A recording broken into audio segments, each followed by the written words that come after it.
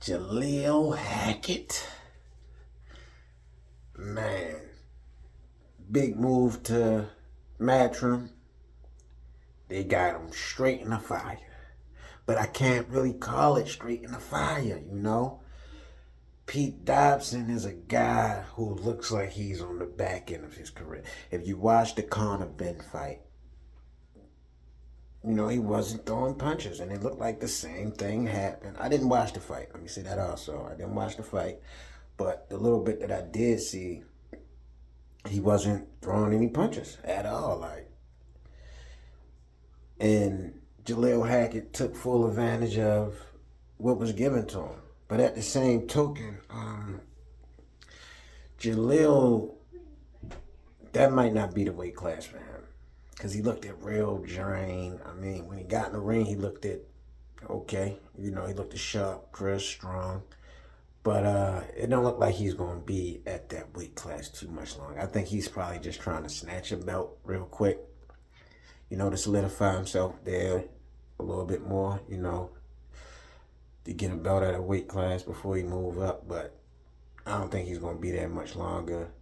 Pete Dobson, yeah, he was, you know, a vet, you know, a guy with over 30 wins and stuff like that, you know. And Pete Dobson talked a good game. I was like, when he was talking in the press conference, I'm like, oh shit, JAHLIL might be in trouble. But then when I seen the fight, it reminded me of the Conor Ben fight. You know, a guy just weathering a storm. And JAHLIL did what he had to do, got him right out of there. Didn't play no games, you know. And I love the energy that JAHLIL brought to the fight with, you know, the tenacity, you know, we've seen a different side of JAHLIL. Like, the grown man of JAHLIL on a respect level, you know, like, so that was good to see, you know, to show like, you know, I'm a grown man, you gonna respect me, you know. And I ain't gonna lie, the little push and the slap looked a little staged to me. And the reason why I say it looked a little staged, because when JAHLIL pushed him, he gave him like this mush of a slap. Like, it wasn't like a bow, you know, it wasn't no force behind it. So yeah, all in all, but I think with that fight, kind of pushed JAHLIL a little too far, too fast, because it's like, but at the same token, not, because Pete Dobson is obviously, I don't know, I would have to see Pete Dobson fight another top 10 type of guy to see where he's really at, you know, for him to get a win, to show like, all right, is Pete Dobson going out the door, or is JAHLIL Hackett just that good? Is Conor Ben just that good, or is Pete Dobson just getting old? You know, a guy who's losing some steam and, you know, not at that top 10 anymore.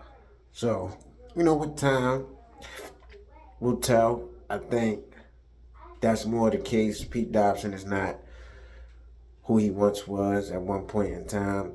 So, you know, maybe it might not have guys who's at that top level more fearful. I'm loving where the trajectory of boxing is going. These young guys are, you know, getting these big names early. You know, like Cromell Moulton, he's fighting guys undefeated. You know, Keyshawn is moving up quick. You know, JAHLIL, only 9 fights, fighting a guy who just, you know, fought at the top level. And it's good to see, you know. And I'm thankful for those guys not using that as a catalyst. Like, the whole what's the word I'm looking for? High risk, low reward. You know, you fighting a guy 8-0, you done fought over 30 plus fights. You know, you solidified yourself in the boxing game, and you're not using that to, you know, hold somebody else down. You know, you letting that guy show that he's great, because push kind of shove, he loses that fight, you know, he falls straight off a cliff. So, you know, I'm glad those guys are giving these young guys the opportunity, like Pedraza fighting Keyshawn.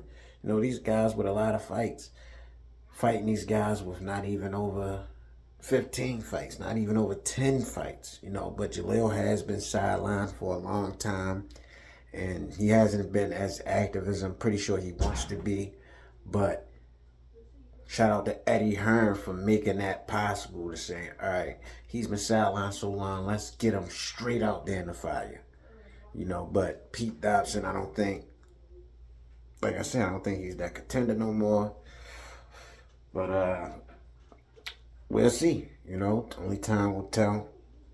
Let me know what y'all think.